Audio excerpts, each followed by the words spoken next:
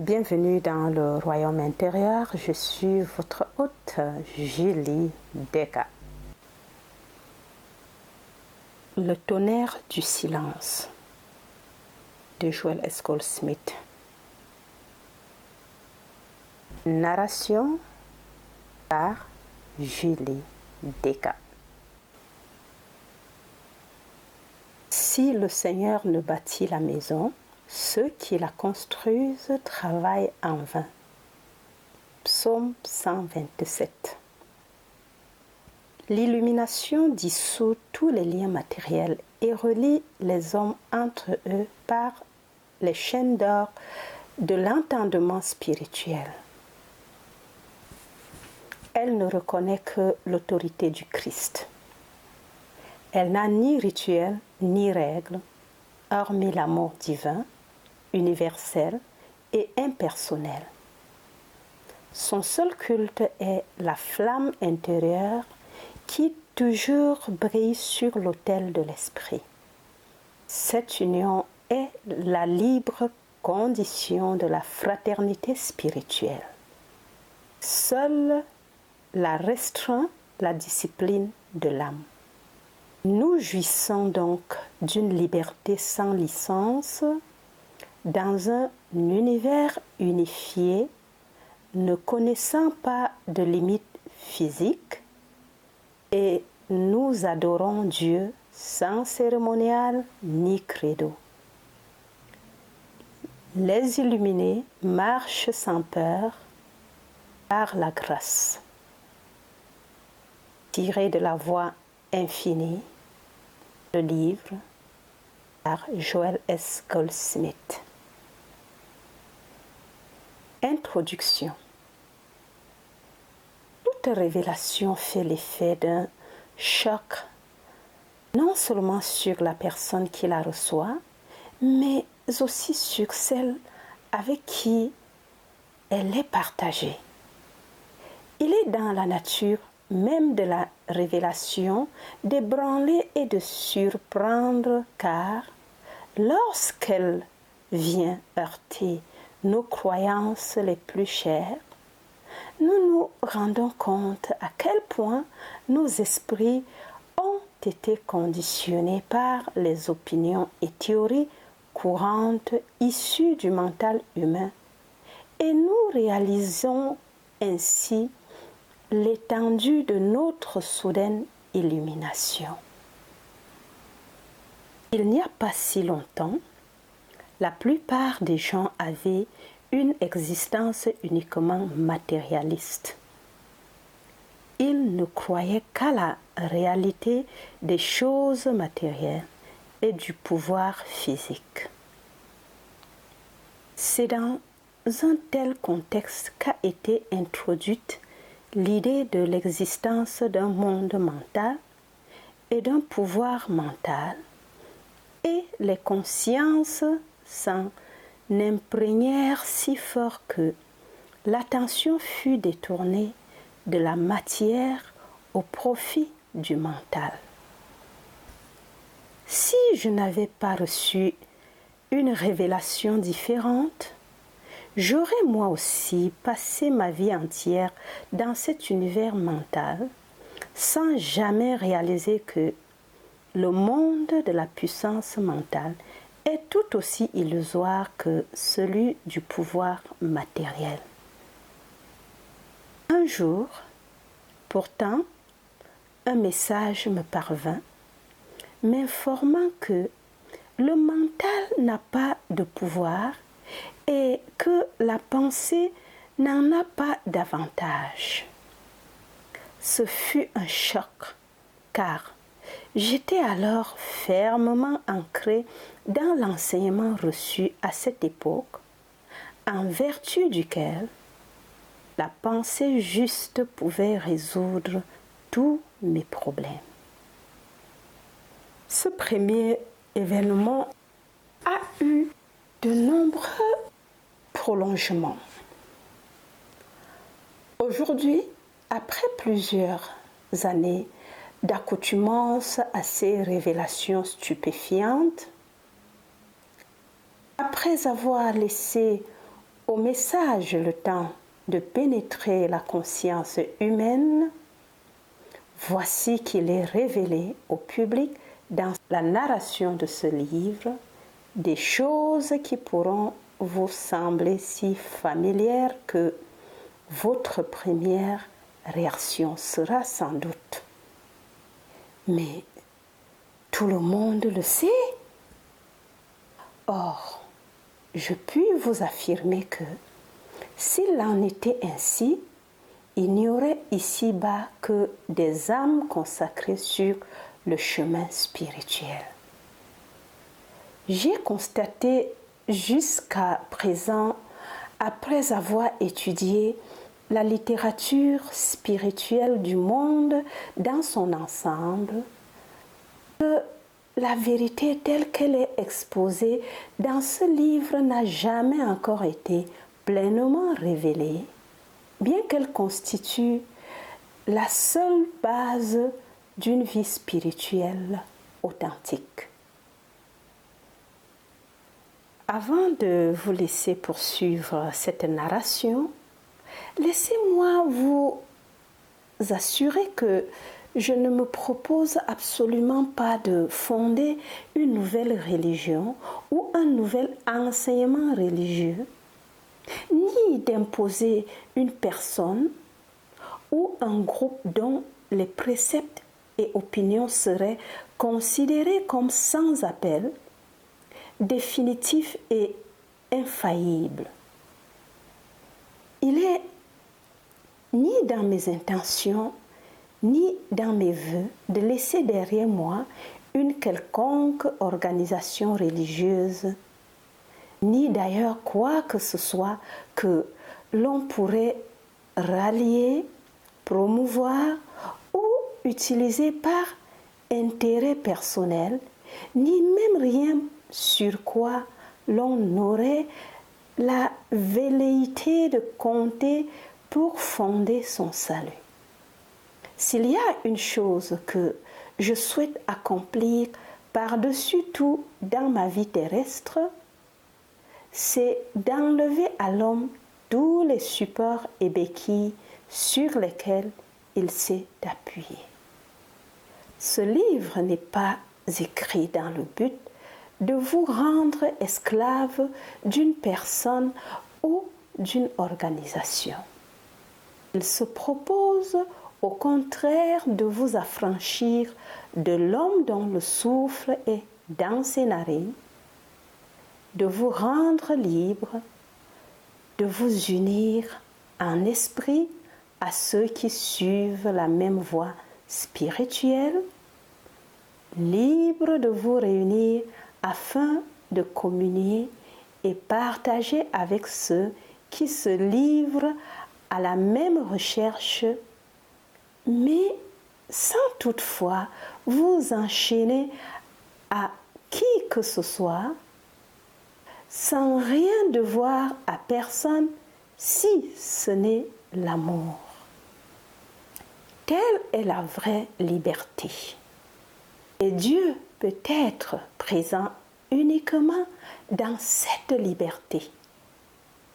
Ne croyez pas une seconde que Dieu puisse se trouver dans quelque chose, y compris même dans la voie infinie. Dieu ne peut être dans quoi que ce soit et nous ne pouvons le connaître qu'en étant nous-mêmes libres, mentalement et spirituellement. Là où souffle l'Esprit du Seigneur, là est la liberté. Là est la véritable liberté. Là est la force. La seule force qui soit réside dans notre union avec Dieu. Cette force est infinie. Les liens de nature humaine varient en fonction de l'instabilité et des changements de ce monde. Si nous n'avons rien appris d'autres tout au long de ces siècles de guerre, nous avons au moins appris combien est instable le pouvoir. De tous les pactes conclus, traités ou accords internationaux, aucun n'a eu d'effet durable. La seule force qui soit réelle réside dans notre union consciente avec Dieu et dans notre prise de conscience de la véritable nature du pouvoir spirituel. Lorsque cette réalisation s'effectue en nous-mêmes, notre moi, uni à Dieu, constitue une majorité qui possède la compréhension spirituelle de la nature de Dieu, devient une loi d'harmonie, de santé et d'abondance pour des milliers et des milliers dans le monde, car c'est dans l'union avec Dieu que réside la force. Pendant des siècles, les nations, les unes après les autres, ont recherché leur liberté. Plus d'une a cru l'avoir trouvée temporairement pour s'apercevoir ensuite qu'elle se trouvait enchaînée par des liens plus puissants encore que ceux dont elle s'était libérée. Il est impossible de se libérer de quoi que ce soit. C'est une constatation dure, amère au goût et plus encore aux entrailles. Encore, c'est une constatation dure, amère au goût et plus encore aux entrailles. Il y a des milliers de gens qui essayent de se libérer d'un mari ou d'une femme, pensant qu'une fois acquise cette liberté particulière, leur sort s'en trouvera amélioré. Il en est ainsi parfois, provisoirement. Mais même alors, la solution n'a été qu'humaine. Elle n'est ni durable ni réelle, car nul ne se libère jamais de quelque chose. Se libérer d'une chose, c'est se lier à une autre. Une libération de quoi que ce soit, cela même n'existe pas. La seule liberté complète est celle que l'on trouve en Christ. Quitter une organisation religieuse pour en rallier une autre, c'est se libérer de l'une pour se trouver engagé dans l'autre. Telle n'est pas la liberté. Ce n'est pas non plus en quittant un pays pour un autre qu'on trouve la liberté spirituelle. Bien que, ce faisant, on puisse améliorer sa situation matérielle et son bien-être physique, comme ce fut le cas pour des millions d'immigrants en Amérique du Nord.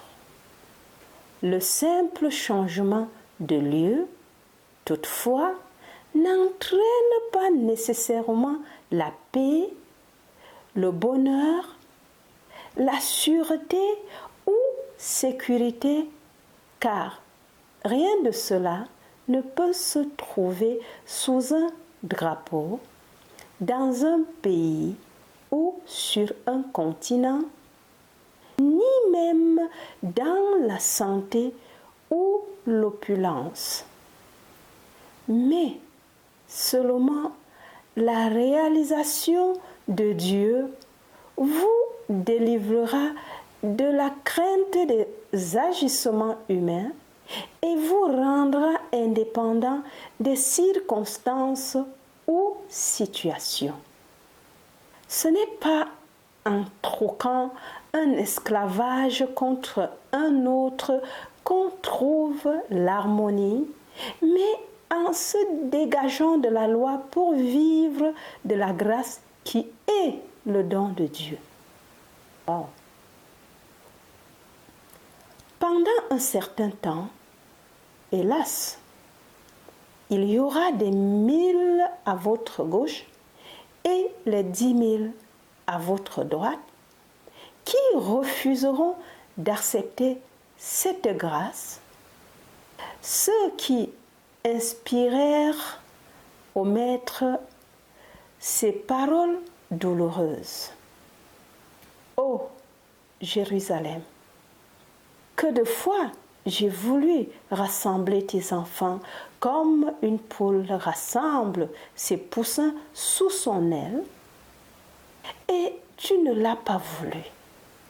C'est cette même douleur qui demeure quand, après avoir obtenu notre propre libération, nous regardons nos parents, nos enfants, nos sœurs ou nos frères, notre mari ou notre femme, ou bien nos compatriotes en passant. Pourquoi ne pouvez-vous accepter ce que j'ai trouvé?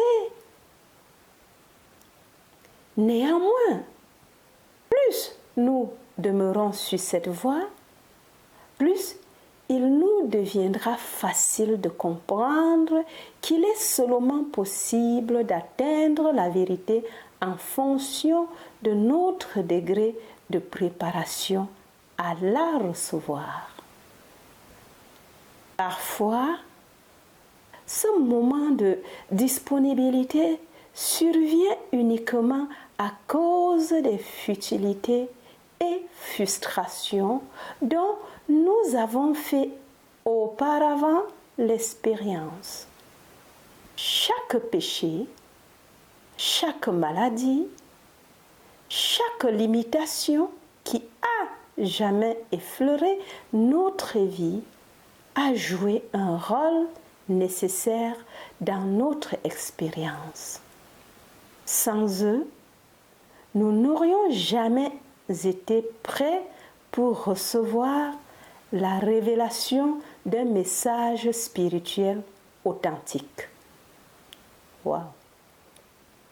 Si je dis cela, c'est parce que je sais que certains d'entre nous sont descendus jusqu'au fond ultime du péché, de la maladie et de la limitation, alors que d'autres n'ont pas eu à lutter beaucoup.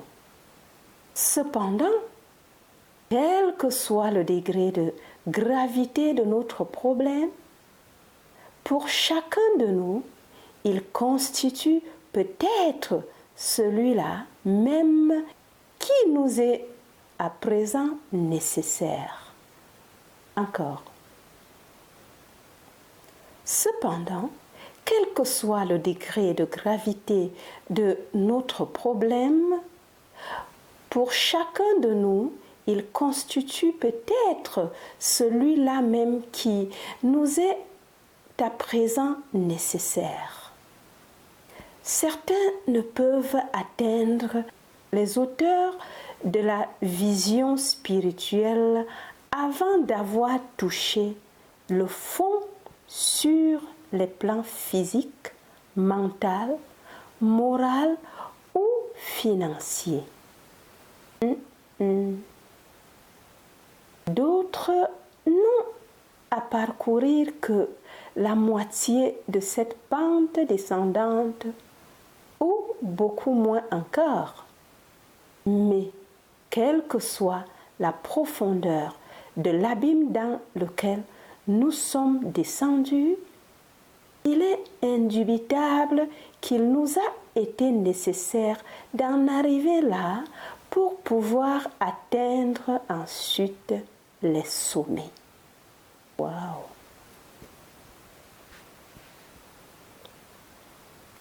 Certains d'entre vous devront même être poussés et sérieusement malmenés ou se trouver engagés dans de nombreux et graves problèmes avant d'être en mesure de comprendre les principes énoncés dans ce livre, alors que d'autres les assimileront très aisément et sans avoir aucun problème à résoudre. Cela dépendra également du niveau de développement à partir duquel vous aborderez ce travail. Seule une démonstration faite individuellement et consciemment permet de vérifier l'authenticité de ce message. C'est pourquoi l'on comprendra aisément qu'il serait vain de fonder une religion organisée autour d'un tel enseignement ou de demander à des gens de se rallier à des principes aussi intangibles, car cela ne permettrait aucunement d'atteindre le but de la voie infinie. Un tel but consistant à imprégner la conscience humaine de certains principes afin de les rendre tangibles dans notre expérience individuelle. Si quelques tentatives étaient faites en vue d'organiser cet enseignement, elles ne profiteraient à personne. Des cotisations mensuelles ou annuelles ne serviraient à rien. Construire des temples imposants pour enchasser ces principes ou ériger des statues à la gloire de l'homme serait peine perdue. Wow. Une seule démonstration de cet enseignement est possible. Comprendre d'abord quels en sont les principes pour les laisser ensuite pénétrer dans votre cœur, dans votre esprit, votre corps et votre âme, en vivant avec eux et par eux dans tous les mouvements de votre être, jusqu'à ce qu'ils deviennent des principes démontrables en vous-même. Amen. Alors, vous devenez la lumière du monde, un monde qui peut se limiter à votre famille proche ou à votre entourage ou être assez vaste pour englober la terre entière. Jamais deux personnes ne seront guidées de la même manière. Jamais deux personnes n'évolueront identiquement. Et tout dépendra pour vous du degré de votre développement individuel. Le message de ce livre est entièrement basé sur le principe de l'existence d'une grâce intérieure qui n'opère pas par le canal ou le biais des pouvoirs physiques ou mentaux. Cette grâce, dont la plupart des gens n'ont pas conscience, agit seulement lorsque nos croyances en des choses particulières ou générales ont été abandonnées, y compris même la foi que nous mettons dans ce Dieu dont le monde a attendu des miracles et dont il attend la venue depuis l'aube des temps. Ils sont nombreux ceux qui, au cours de l'histoire du monde, ont connu ce secret. Chacun de ceux dont nous avons eu connaissance l'a communiqué à un groupe de personnes qui sont devenus des disciples ou des adeptes. Dans tous les cas, cependant, après une ou deux générations, l'enseignement s'est trouvé altéré et son cœur et son âme ont disparu de la surface terrestre. Plus tard, il a été révélé de nouveau à quelqu'un d'autre, mais le même processus s'est alors répété. Face à cette constatation, il est légitime de se demander s'il est vraiment utile de faire une nouvelle tentative pour enseigner ce secret.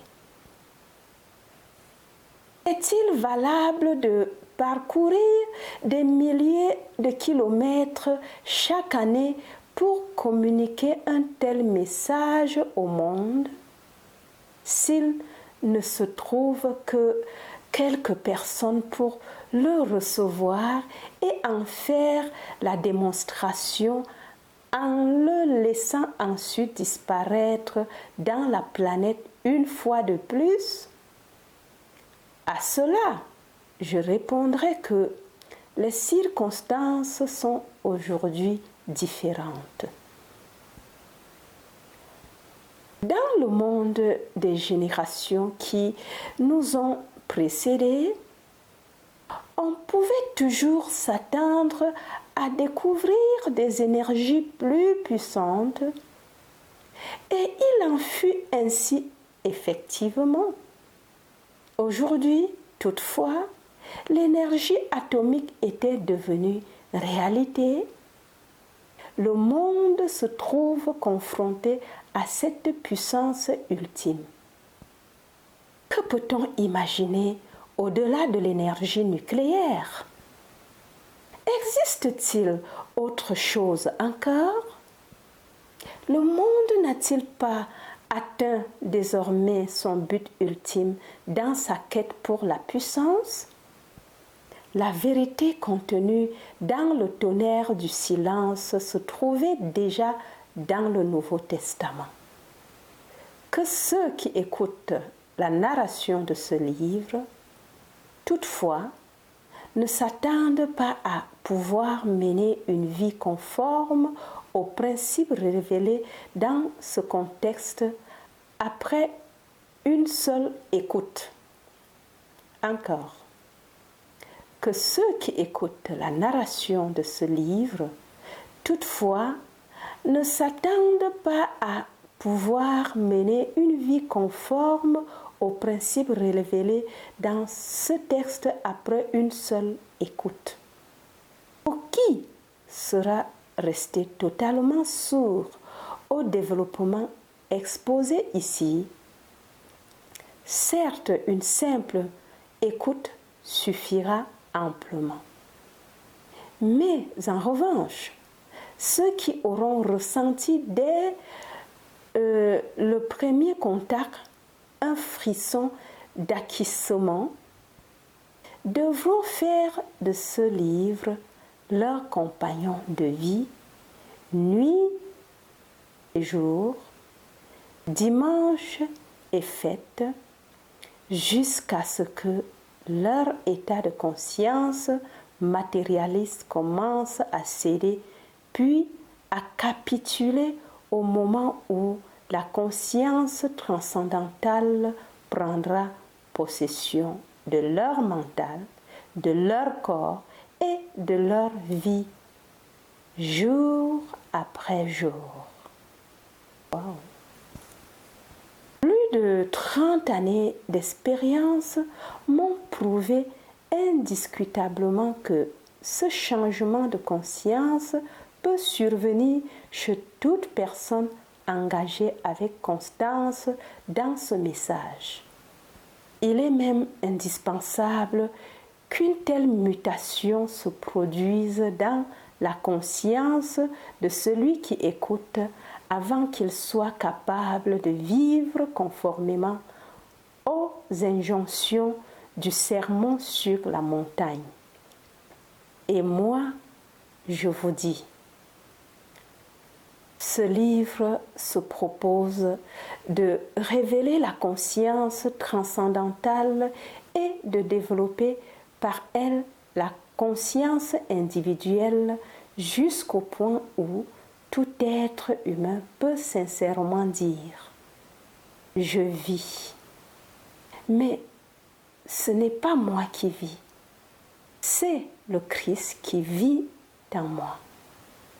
Ce but ne peut être atteint qu'en demeurant dans la parole, en vivant et en maintenant sans cesse en elle tous les mouvements de notre être, ainsi que ce livre l'expose.